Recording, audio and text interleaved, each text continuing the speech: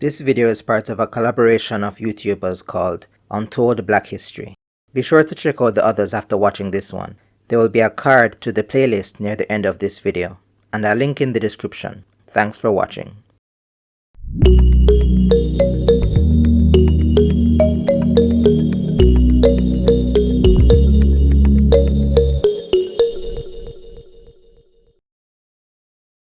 To many people, Jamaica is practically synonymous with music. Many legends in music were born here, and their music has gone all over the world.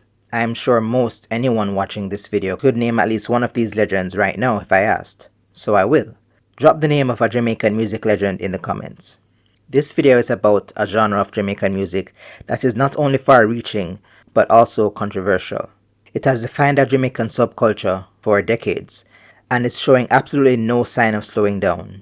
I am of course talking about dancehall. Dancehall, I mean everything. Dancehall, I mean everything. Dancehall, I mean everything. Before there was dancehall, there was reggae. As Professor Carolyn Cooper, founder of the International Reggae Studies Center at the University of the West Indies, Mona, writes, reggae was widely perceived as the voice of the oppressed, and expressed the sounds and pressures of ghetto life. This is something that reggae has in common with dancehall. Dancehall, or as it is called in Jamaican Creole, known locally as patois, dancehall, was so named because of the dance halls where the music was played on sound systems. It is reportedly debated whether dancehall was born out of reggae or is its own thing altogether. What we know is that it developed amidst political violence in the late 1970s.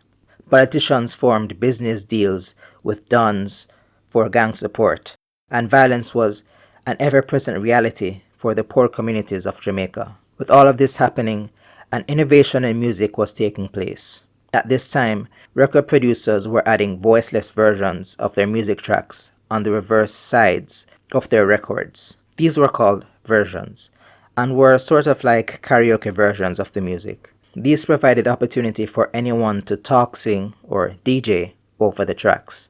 This gave rise to the culture within dancehall of many DJs building songs over the same backing tracks, called rhythms, or as we call them in patois, rhythm. Keep a smile on my face, just to trick the pussy them. I will tell ya.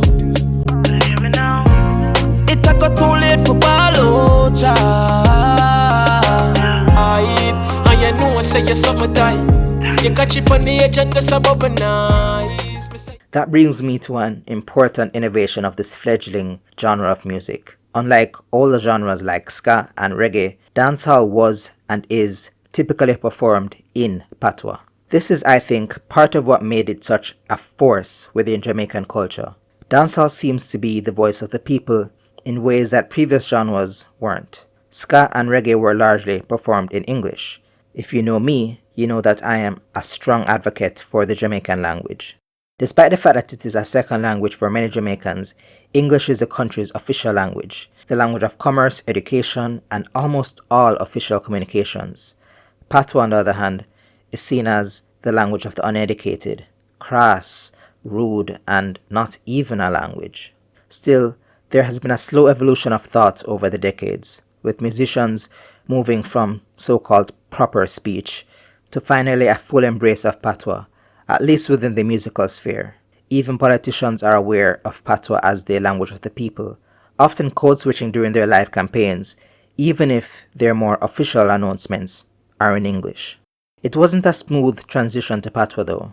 For example, one of the most popular songs by Yellowman, a dancehall pioneer, has a mix of both English and patois.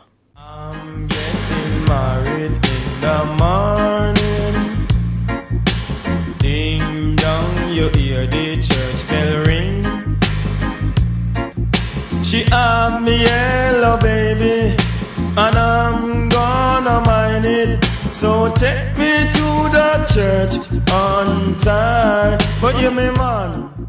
Of course, this is partially a cover of an older song, but I've never heard the word gonna spoken unironically by a Jamaican. In the 80s and 90s, computer-generated rhythms came on the scene. Without having to depend on the dexterity of human musicians, this meant that dancehall could be sped up. And speed it up they did. This is interesting because ska, a precursor of reggae, was fast too. It slowed down to develop into reggae, so we've come full circle in a sense. Of course, dancehall is not without its controversy. It has long been seen as crass, with its unapologetic discussions of sex and violence, badness, which is, among other things, the idea that a man especially should not let anyone insult or violate him, and should respond with deadly violence if needs be, is a major theme in dancehall.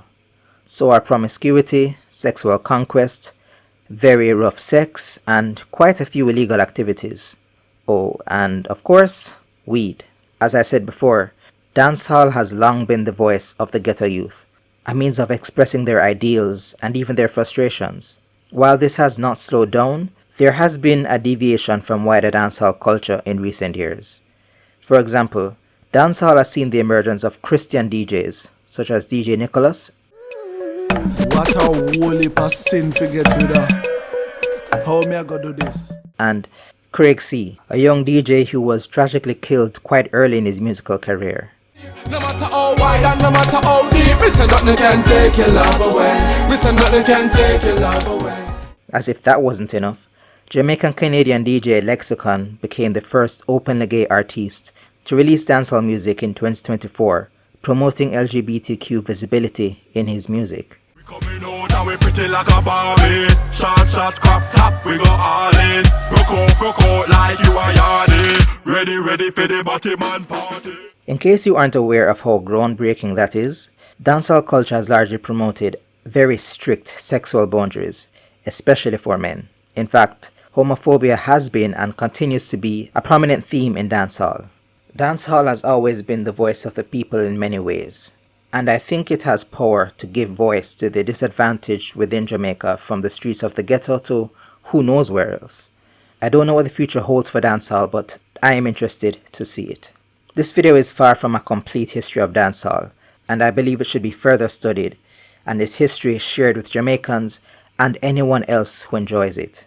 Grassroots artistic styles, unfortunately, don't get much by the way of historical focus in Jamaica, and I think that should change. Thanks for watching. Be sure to watch the other videos in the Untold Black History playlist. I've been Ken Kwame, and I will see you next time.